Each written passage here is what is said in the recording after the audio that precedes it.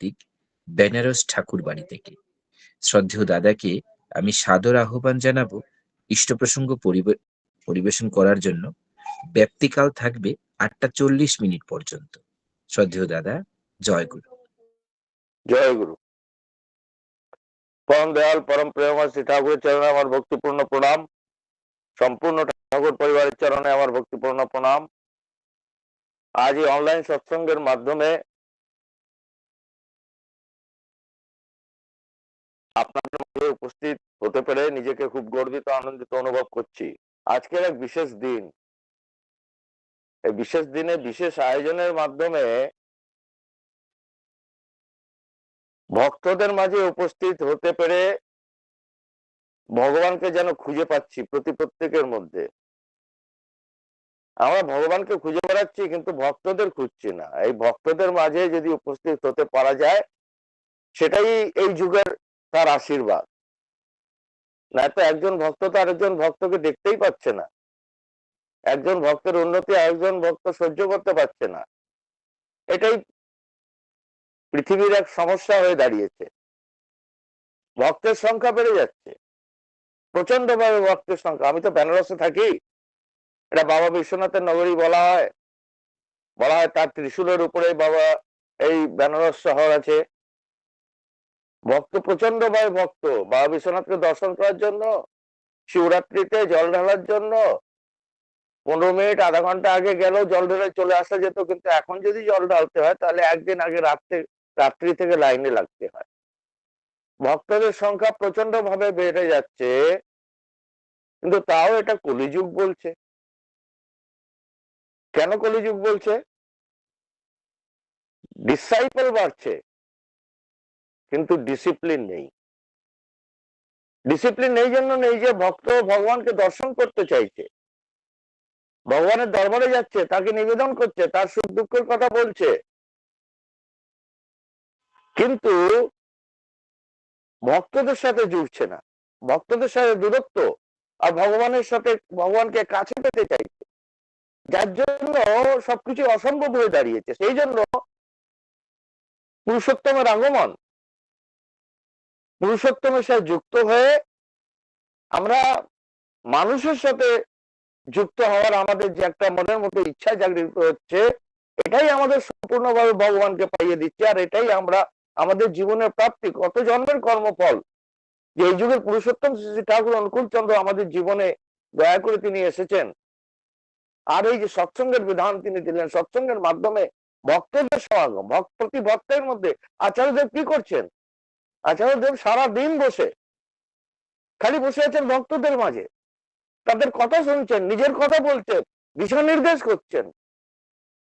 আমরা তার সামনে গেলে আসলে আমরা ভগবানকে দর্শন করতে বলে তো ঠাকুর বাড়ি में जाते हैं दर्शन करने के लिए। आप दर्शन करके आप ঠাকুর বাড়িতে কেন যাবো দর্শন করার জন্য? দেওঘরে কেন যাবো দর্শন করার জন্য? দর্শন তো আমি ঘরে বসেও হবে, দর্শন আমার ড্রয়িং রুমে বসে হবে, দর্শন England, America, Russia, Kolkata, Delhi, যেখানেই বসতে হবে সেখানেই ঠাকুরের দর্শন পাবো। তাহলে আলাদা করে দর্শন করার জন্য দেওঘরে কেন যেতে হবে? এই জন্য আমরা দেওঘরে যাই যে আচার্যদেবের সামনে যখন বসি তখন আমরা আমাকে দর্শন করতে পারি, আমাকে দেখতে পারি, যেন মনে হয় আয়নার সামনে বসে আছি। আর তখন আমি আমাকে জানি, বুঝি আমার কোথায় ঠিক, কোথায় ভুল, কোথায় ঠিক করতে হবে, কোথায় এমনি করা উচিত নয়, এটা আমরা দেখতে পারি, নিজেকে জানতে পারি। যখন নিজেকে জানতে পারি, কোথাও ভুল থাকলে সেটা পরিবর্তন করতে করি, তখনই আমরা সঠিক রাস্তায় চলি। নিজেকে জানলাম না, ভগবানকে জানার ইচ্ছা আমাদের জীবনে প্রচন্ড ভাবে জাগৃত হচ্ছে, যার জন্য ডিসিপ্লিন ডিসাইপল পাওয়া যাচ্ছে না। তো আজ আমরা এই যে ভক্তদের মাঝে উপস্থিত হয়ে আজ এক বিশেষ দিন, আজ পূজনীয় বড় বৌরানীমার জন্মদিন, এবং 29 তারিখে মানে আগামীকাল, ফেব্রুয়ারি মাসে তো এই বছর 29 তারিখ হবে না, কিন্তু 29 তারিখে বড় বৌদিমারও জন্মদিন। সেই জন্য সেই জন্মদিন আজকের দিনেই পালন হচ্ছে। আজ এই বিশেষ দিন, বড় বৌরানীমা বড় বৌদিমার জন্মদিন উপলক্ষে এই যে আয়োজন, এই যে সমাগম, এই যে সুন্দর গীতি আলোক্য, এই যে সৃষ্টি করে একটা এমন সৃষ্টি করেছে, আমরা সে আনন্দ পাচ্ছি। তাই জন্য আজ এই বড় বৌরানীমার জন্মদিনে আমার জীবনের যে অনুভূতি সবার কাছে আমি রাখতে চাই। আপনারা সবাই জানেন বেনারস একটা প্রাচীন আধ্যাত্মিক শহর। এখানে বহু মন্দির সব সব ধর্মেরই সব প্রতিষ্ঠানেরই এখানে মন্দির মসজিদ সবকিছু আছে। এটা একটা প্রাচীন আধ্যাত্মিক শহর। এখানে বাবা বিশ্বনাথের নগরী বলা হয়। এখানে মা গঙ্গা প্রবাহিত হচ্ছে। মা গঙ্গা সব জায়গায় দক্ষিণ বাহিনী, এখানে উত্তর বাহিনী। আর এই যে বারাণসী শহরটা, গঙ্গার এক সাইডে বরুণা নদী, আরেক সাইডে অসি নদী। বরুণা নদী আর অসি নদীর মাঝখানে বারাণসী।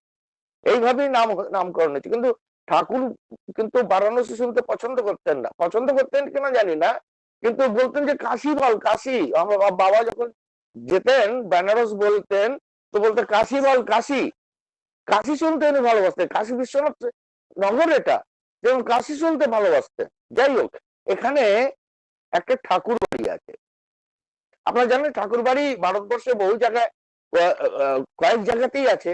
সৎসঙ্গ বিহার, সৎসঙ্গ মন্দির বহু জায়গায় আছে, কিন্তু ঠাকুর বাড়ি কয়েক জায়গায় আছে। আমরা দেওঘরে যাই, দেওঘরটা ঠাকুর বাড়ি। রিক্সাওয়ালাকে আমরা কি বলি যে ঠাকুর বাড়ি নিয়ে চলো, ওটা ঠাকুরের বাড়ি, ঠাকুর বাড়ি বলি। বেনারসে এমনি ঠাকুর বাড়ি আছে, পুরীতে এমনি ঠাকুর বাড়ি আছে, লখনৌতে এখন ঠাকুর বাড়ি নেওয়া হয়েছে। এরকম কয়েক জায়গায় ঠাকুর বাড়ি আছে। এই ঠাকুর বাড়ি বেনারসেও আছে। সেই বেনারসে থাকার জন্য একটা আধ্যাত্মিক শহর হওয়ার জন্য সম্পূর্ণ ঠাকুর পরিবারের আগমন এখানে হয়েছে। শ্রী বর্দা তো বহুবার এসছেন। তারপরে আমি যে রিসেন্ট ঘটনা, রিসেন্ট অনুভূতি আমার জীবনে হলো, সেটাই আপনাদের সামনে রাখবো। সেটা হলো বড় বৌরানীমা। বড় বৌরানীমা একবার ইচ্ছা প্রকাশ করলেন যে আমি বেনারসে যাব। আর উনি তখন নিজের সাথে আরো মায়েরা এসছেন, বুকনিদাও এসছিলেন। 10-12 জন মায়েদের নিয়ে তিনি বেনারসে এলেন। বেনারসে উনি 5 দিন ছিলেন। আর 5 দিন আমাদের যেন মনে হলো যে আমরা দুর্গাপুজো কাটালাম। ওনার সাথে যারা যুক্ত আছেন, জানেন, দেখেছেন, আপনারা সবাই জানেন ওনার নেচার, ওনার চলাফেরা, কথাবার্তা সবকিছু এমন যে মনে হচ্ছে মা দুর্গার আমরা দুর্গাপুজো বানালাম। ষষ্ঠী, সপ্তমী, অষ্টমী, নবমী, দশমী, এমন আমাদের আনন্দ এই 5 দিন করলো। যাই হোক, বড় বৌরানীমা সে বিভিন্ন জায়গায় তিনি ঘুরে ঘুরে দর্শন করলেন। তারপরে একদিন আমাকে বললেন কাল সকালে আমি গঙ্গা স্নান করতে যাব। আমি তখন সকালবেলা ভাবলাম যে গঙ্গা স্নান করতে গিয়ে সূর্য উদয়টাও দেখাবো। সূর্য উদয় দেখানোর জন্য আমরা ব্রহ্ম মুহূর্তেই বেরিয়ে গেছিলাম। আমার মনে আছে যে গঙ্গা ঘাটে ওখানে এক জায়গায় শতরঞ্জি বিছিয়ে আমরা প্রার্থনা করলাম। বড় বড় সূর্য উদয় দেখলেন। তারপরে একটা বিশেষ নৌকার ব্যবস্থা করেছিলাম। সেই বিশেষ নৌকা দিয়ে 108টা ঘাট পরিদর্শন করলেন।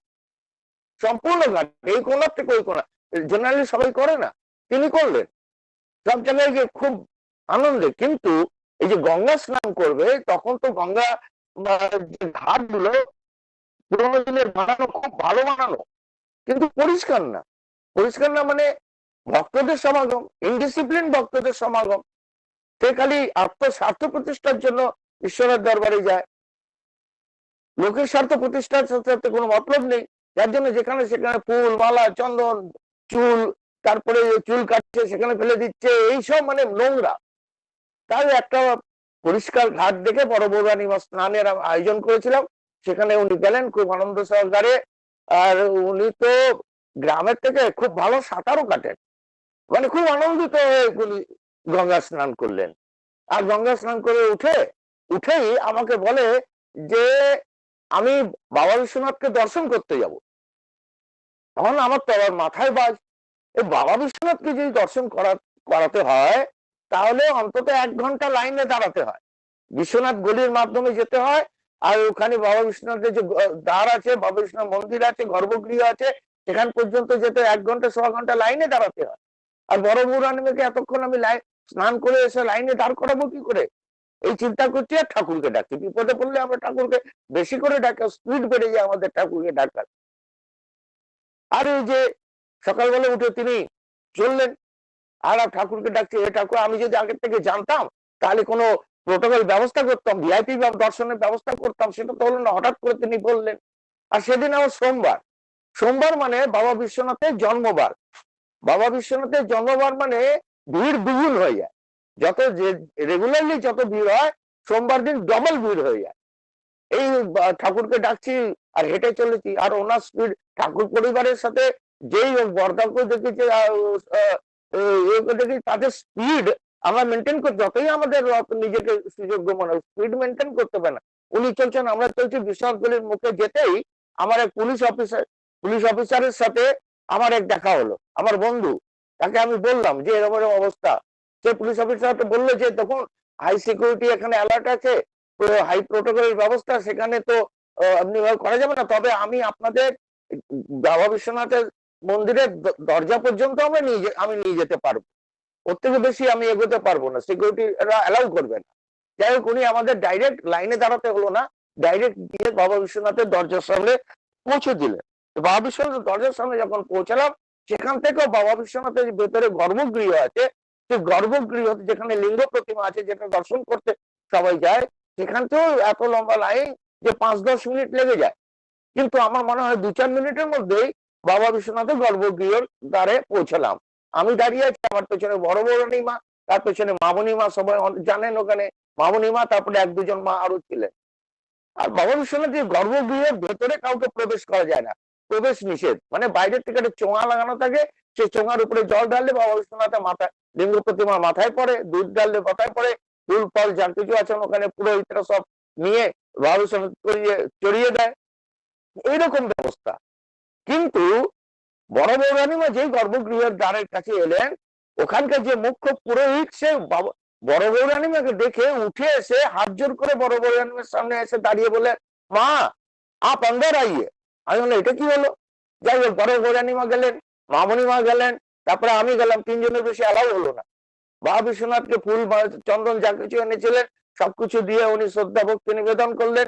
প্রায় 4-5 মিনিট পর্যন্ত সেই পুজো অর্চনা করে তারপরে তিনি বেরোলেন। আমি ঠাকুরকে বললাম, হে দয়াল, তুমি এমন করে আমাদের রক্ষা করো, আমাদের সেটা টেরও পাই না। যাই হোক, এখানে গঙ্গা প্রবাহিত হয় সন্ধ্যেবেলায়, বিশ্ব প্রসিদ্ধ গঙ্গা আরতি হয়। বিশ্ব প্রসিদ্ধ এই জন্য বলছি, গঙ্গা আরতি তো বহু জায়গায় হচ্ছে এখন, কিন্তু বেনারসের মতো গঙ্গা আরতি, দর্শনীয় গঙ্গা আরতি আর কোথাও দেখা যায় না। যাই হোক, বড় বৌরানীমা দুপুরবেলা বললেন আর সন্ধ্যাবেলায় আমি যাবো গঙ্গা আরতি দেখতে। তো গঙ্গা আরতি দেখতে যাবো, আমার মাথায় বাজ, গঙ্গা আরতি দেখতে যাবো মানে, গঙ্গা আরতি দেখতে গিয়ে গঙ্গার পারে ওখানে তো হাজার হাজার লোক আসে, প্রতিদিন গঙ্গা আরতি দেখছে, মানে পেছনের জায়গায় সিঁড়ি, পাথরের সিঁড়ি, পরিষ্কার সিঁড়ি, খবরের কাগজ বিছিয়ে সব লোকেরা বসে যায়, তারপরে নৌকা করে ওদিক দিয়ে যায়, এরকম ব্যবস্থা। বড় বৌরানীমাকে তো মাটিতে খবরের কাগজ বিছিয়ে বসাতে পারবো না, কি করব? আগের থেকে জানা থাকলে ওখানকার কমিটির সাথে কথা বলে বিশেষ বসার ব্যবস্থা, একটা বসার ব্যবস্থা আছে, সেটা মোস্ট ভিআইপি, যারা বড় বড় ভিআইপি আছে, যেন প্রাইম মিনিস্টার, চিফ মিনিস্টার, এই লেভেলের বড় বড় মিনিস্টার লেভেলের, রাজ্যপাল, এইসব লেভেলের যারা ভিআইপি আছেন, তাদের ওখানে বসানো হয়, কার্পেট টার্পেট বেছানো আছে, বালিশ টালিশ চাদর টাদর সব বেছানো আছে। কিন্তু আগের থেকে জানা থাকলে আমি কমিটিকে নিবেদন করতাম, কিন্তু সেটাও হলো না। বড় বৌরানীমা এগোচ্ছেন, আমরা এগোচ্ছি, বড় বৌরানীমা এগোচ্ছে, আমার মাথায় ঘুরছে যে না, একটু মাটিতে বসতে পারবো না, একটা কাউকে বলি একটা প্লাস্টিকের চেয়ার কিনে আনতে, প্লাস্টিকের চেয়ারটা ওখানে রাখবো, প্লাস্টিকের চেয়ারে বড় বৌরানীমাকে বসাবো, এই ভাবছি আর এগিয়ে যাচ্ছি। বড় বৌরানীমা স্পিডে গঙ্গার ঘাটের দিকে নেমে যাচ্ছে। আজকে গঙ্গা আরতি হয়, সেই গঙ্গা আরতির সময় ওখানকার যে মুখ্য পুরোহিত, তিনি মা গঙ্গার জলের কাছে যান, জলের কাছে গিয়ে গঙ্গা আরতি করেন, প্রদীপ নিয়ে গঙ্গা আরতি হয়। সেই গঙ্গা আরতির দ্বীপ তখন উপরে নিয়ে এসে, উপরে যেটা দর্শনীয় গঙ্গা আরতি বিশাল ভাবে শুরু হয়, তাদের সব দ্বীপ প্রজ্বলিত হয়, তারপরে দর্শনীয় গঙ্গা আরতি শুরু হয়। এটি ওখানকার নিয়ম। যাই হোক, বড় বৌরানীমা প্রায় ঘাটের কাছে পৌঁছে গেছে, তখন ওখানকার যে মুখ্য পুরোহিত, যিনি ওখানে মা গঙ্গার পুজো করে যিনি আরতি দ্বীপ প্রজ্বলিত করা হয়, সেই পুরোহিত বড় বৌরানীমাকে দেখলে এবার বড় বৌরানীর কাছে এসে হাত জোর করে দাঁড়িয়ে বলছে, মা आप आ जाइए, आप वो करिए, आरती करिए, आप पूजा करिए। তখন ভাবলাম এটা আবার কি হলো? বড় বৌরানীমাকে নিয়ে গেল, গঙ্গার জলের কাছে নিয়ে গেল, বড় বৌরানীমা প্রদীপ নিয়ে মা গঙ্গার আরতি করলেন, তারপর সেই আরতি প্রদীপ নিয়ে ওপরে এসে সব দ্বীপ প্রজ্বলিত হলো। আর বড় বৌরানীমাকে নিয়ে এসে সেই যে ভিআইপি বসার ব্যবস্থা ছিল, সেইখানে নিয়ে এসে বসালো। আমরাও বসে পড়লাম পেছনে, আর বলতে ঠাকুর দয়াল, আবার তুমি কি করে আমাদের রক্ষা করলে। যাই হোক, তিনি 1 ঘন্টা 1.25 ঘন্টা প্রায় চলে, 1 ঘন্টা 1.25 ঘন্টা তিনি গঙ্গা আরতি দর্শন করলেন, খুব আনন্দ পেলেন। তারপর যে তৃতীয় ঘটনা দেখলাম, এটা আমাদের জীবনের অন্তর্দৃষ্টি খুলে দিল, যেটা জানি না সেটা আমাদের জানিয়ে দিলেন। যাই হোক, তিনি আমাকে বললেন, আপনারা সবাই জানেন ভূতনাথ বাবা, ভূতনাথ বাবার আশ্রম দেওঘরেও আছে। ভূতনাথ বাবাকে যা পুরনো লোক আছে তারা সবাই অনেকেই দেখেছেন। ভূতনাথ বাবা একজন সিদ্ধ পুরুষ, আর তিনি সৎসঙ্গের এক মুখ্য পুরোহিত রূপে তাকে গণ্য করা হয়। শ্রী শ্রী ঠাকুরের দাহ সংস্কারের সময় তিনি মুখ্য পুরোহিত রূপে ছিলেন। তারপরে শ্রী শ্রী বর্দার সময় তার জন্মদিনে নিরন্তর আসতেন, প্রত্যেকবার আসতেন, তাকে ফুল মালা চন্দন বস্ত্র ফল ফুল এসব নিয়ে সব আসতেন আর তাকে নিবেদন করে যেতেন। ঠাকুর পরিবারেরও কোনো অনুষ্ঠান হলে তাকে ডাকা হতো, তিনি এসে সবাই আশীর্বাদ দিয়ে করে যেতেন। সেই ভূতনাথ বাবা যখন 109 কি 10 বছর বয়স, তিনি কাশি লাভ করার জন্য, ওনার একটা আশ্রম বেনারসেও ছিল, সেই কাশি লাভ করার জন্য তিনি বেনারসের আশ্রমে এসে থাকতেন। আর যেই রুমে তিনি থাকতেন সবসময় শুয়েই থাকতেন। আর তার যে পদ্ধতিতে দেবীর সাধনা করতেন, আর দেবী সাধনা করতেন, তো তারপরে তিনি হোম যজ্ঞটা করতেন সবসময়। যখনই উঠে বসতেন হোম যজ্ঞ করার জন্য, আর তারপরে আবার শুয়ে পড়তেন। বয়স হয়েছিল তো। যাই হোক, আমি বড় মৌরানিমার সাথে মামনিমা বুকনিদা সব মিলে ফল টল নিয়ে ওখানে গেলাম। গিয়ে যে উনি যে রুমে থাকতেন সেই রুমে ঢুকলাম। যে ঢুকতেই বড় মৌরানিমাকে দেখে ভূতনাথ বাবা উঠে বসলেন। তো বড় মৌরানিমা গেলেন, আমরা সবাই প্রণাম নিবেদন করলাম। আর বড় মৌরানিমা যেই প্রণাম করতে যাবে, সেই ভূতনাথ বাবা না, তুমি আমায় প্রণাম করো না, তুমি আমায় প্রণাম করো না। আমার তখন মনে হলো এটা কি হলো, বড় মৌরানিমা প্রণাম নিলেন না। আমরা তো একটুখানি ওই দুর্যোধনের মতো আমাদের ব্যাপার, যা চিন্তা করি সবকিছু, আমাদের পেশেন্স নেই, ধৈর্য নেই, যার জন্য উল্টো চিন্তা ফট করে এসে যায়, ফট করে রিয়াক্ট করে দিই। যাই হোক, মনের মধ্যে ঢুকছে বড় মৌরানিমার প্রণাম নিলেন না, সিদ্ধ পুরুষ হোক আর যাই হোক, আমার মনের মধ্যে এটা ঘুরছে। যাই হোক, বড় প্রায় 14-15 মিনিট ছিলেন ওখানে, অনেক কথাবার্তা হলো, অনেক আশীর্বাদ হলো, তারপরে উনি বেরিয়ে এলেন। তারপরে আমাকে ভূতনাথ বাবা বললেন, বাবা ঠাকুর পরিবারের জন্য কিছু আমলকির মুরব্বা টরব্বা উনি সবসময় বানিয়ে পাঠাতেন, আমি কিছু জিনিস বানিয়ে রেখেছি, কালকে এসো তোমায় দিয়ে দেবো, এটা ঠাকুর পরিবারের জন্য দিয়ে দিই। আবার দ্বিতীয় দিন সকালবেলা আমি গেলাম, গিয়ে ভূতনাথ বাবার ওখানে ঢুকলাম। ভূতনাথ বাবাকে প্রণাম করে আমার মাথার মধ্যে তো ঘুরছে, বড় বৌরানিমা প্রণাম নিলেন না। এর আগে বড় বৌদিমাও এসেছিলেন, বড় বৌদিমা তার আরো সব মেজদাসের সবাই স্ত্রীর সাথে এসেছিলেন, তাদের প্রণাম সবাইকে নিয়েছেন, বড় বৌরানিমার প্রণাম নিলেন না। আমার মুখ থেকে প্রশ্ন বেরিয়ে পড়ে বললো, বাবা আপনি বড় বৌরানিমার প্রণাম নিলেন না? আমি শোনো, কেন প্রণাম নিলাম না?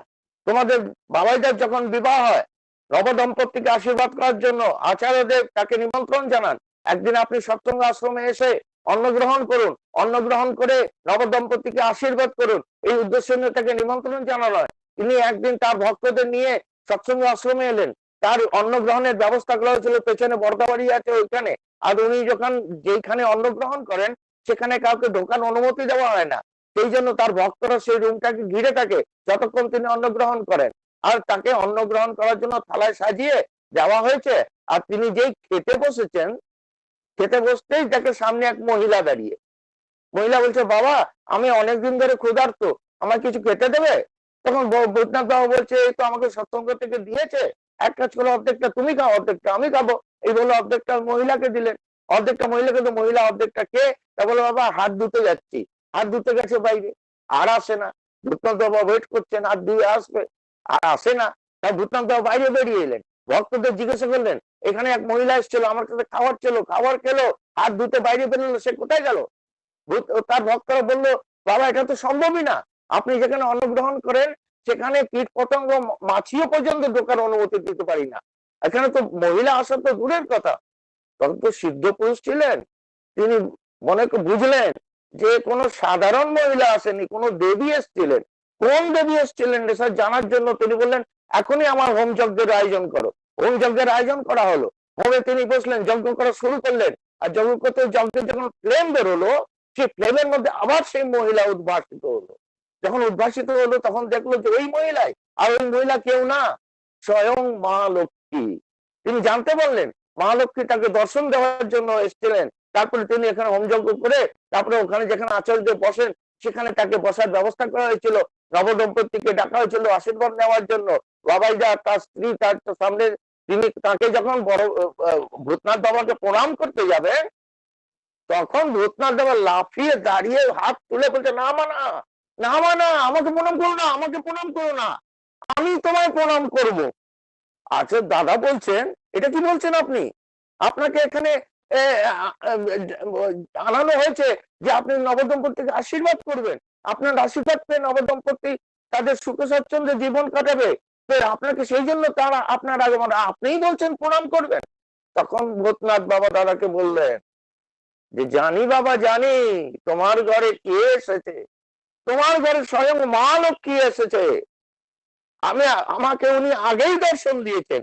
এই যে আচার্যদেব পুরো নারায়ণ রূপে পুরো ভারতবর্ষ জুড়ে পরিক্রমা করে, দীক্ষার পরিক্রমার মাধ্যমে মানুষের যে ঠাকুরের সাথে যুক্ত করে, ভগবানের সাথে যুক্ত করে মানুষের জীবনকে সুন্দর বানানোর জন্য কি যে নারায়ণের সেবা দিলেন, যে নারায়ণের যখন আগমন হয় তখন লক্ষ্মী, মা লক্ষ্মী থাকতে পারেন না। সে মা লক্ষ্মী তারও আগমন তার সাথে হয়েছে। যে বড় বৌরানী রূপে তাকে আমরা পাচ্ছি। আমি জানতাম না যে তার বাবা বিশ্বনাথ দর্শন কি করে করাবো, মা গঙ্গার দর্শন কি করে করাবো। আমি জানতাম না যে তো তারই পুত্রী, তাকে দর্শন করার জন্য কে রুখবে, আর তাকে চেনবার জন্য তার পুরোহিতরা না জানা সত্ত্বেও, ভিআইপি লিস্টে না থাকা সত্ত্বেও কি করে তাকে চিনে যে তাকে আগমন করো, তাকে দিয়ে সবকিছু করালো। এটাই আমাদের জীবনের প্রাপ্তি। এই যে বড় বৌদিমা এখানে এসেছিলেন, বড় বৌদিমারা তার জেঠানি আর সবাই সাথে যখন এসেছিলেন, এখানে অস্বীঘাট তখন একেবারে জর্জর অবস্থা, এখান থেকে নালা বইছে, এখান থেকে নোংরা, এখানে সব। আর সেখানে কোন রকমের এক কিনারে ঘাট বলে আমি স্নান করাতে নিয়ে গেছিলাম, যখন স্নান করাতে নিয়ে গেছিলাম বড় বৌদিমার সেই কথাগুলো আমার এখনো মাথার মধ্যে, সেই শব্দগুলো এখনো গড়ে। বড় বৌদিমা বললেন আমাকে যে এখানে মা গঙ্গা প্রবাহিত হচ্ছে, সরকার এই ঘাটের জন্য কিছু করতে পারে না, এত নোংরা কেন থাকে, এই ঘাটের সুন্দরতা করতে পারে না। আজ এই বড় বৌদিমা তখন বলেছিলেন, আজ এই অস্বীঘাট বিশ্ববিখ্যাত ঘাটে পরিণত হয়েছে। এখানকার সরকার এমন করে ঘাট বানিয়েছে, প্রতিদিন ওখানে কোনো না কোনো আয়োজন হয়, প্রতিদিন ওখানে লোকেরা ঘুরতে যায়। বেনারসে ঘুরতে এলে অস্বীঘাট ঘুরতে একবার যায়, এমন দর্শনীয় স্থল হয়ে গেছে। ওনাদের যেখানেই আগমন হয়, যেখানেই ওনারা যান, তারা বেড়াতে যান না, ঘুরতে যান না, বেড়াতে ঘুরতে মাধ্যমে মানুষের কল্যাণ করা, মানুষের জীবনকে সুন্দরতায় পরিণত করা, এটাই তাদের একমাত্র ইচ্ছা। সেই পরিকল্পনা নিয়ে তারা তাদের আগমন। সেই জন্য আমরা আমাদের জীবনের যে কত ভাগ্য, সে পরম দয়াল পরম পিতা শ্রী শ্রী ঠাকুর অনুকূল চন্দ্রকে আমরা জীবনে পেয়েছি। আর তারই যে চলাফেরা সব মাধ্যমে, আর তারই দিশা নির্দেশ আমরা বর্তমান আচার্যদের মাধ্যমে পাচ্ছি। বর্তমান আচার্যদের সামনে বসে আমরা সবকিছু জানতে পারছি। আমাদের ইন্টারনাল পাওয়ার ডেভেলপ হচ্ছে, আমাদের দৃষ্টি তো আছে, দৃষ্টি দিয়ে সবকিছু দেখছি, ভালো লাগছে, খারাপ লাগছে, কিন্তু যে সেটা সত্যি ভালো কি খারাপ সেটা আমরা জানি না। সেই অন্তর্দৃষ্টিটা ডেভেলপ করার জন্য তিনি যে বিধান দিলেন, যে কোনো বিধান, চাই ব্রহ্ম মুহূর্তে ওঠা, চাই ইষ্টবৃত্তি করা, চাই নাম ধ্যান করা, চাই প্রার্থনা করা, চাই সৎসঙ্গ করা, এর মাধ্যমে আমাদের অন্তর্দৃষ্টিটা ডেভেলপ হলো, আমাদের ইন্টারনাল পাওয়ার ডেভেলপ হলো, আমরা শক্তিটাকে দেখতে পেলাম, শক্তিটাকে জানতে পারলাম। আর আচার্যদেবের সামনে বসে আমি আমাকে জানতে পারলাম। যখন আমি আমাকে জানতে পারলাম, তো আমরা ভগবানকে, তখন হনুমান কি, হনুমান জানতো, সে দেখতে পেত নিজেকে, তার কাছে কত শক্তি, কার কাছে ক্ষমতা। বিবেকানন্দ কি জানতো তার কাছে কত শক্তি, তার কাছে ক্ষমতা।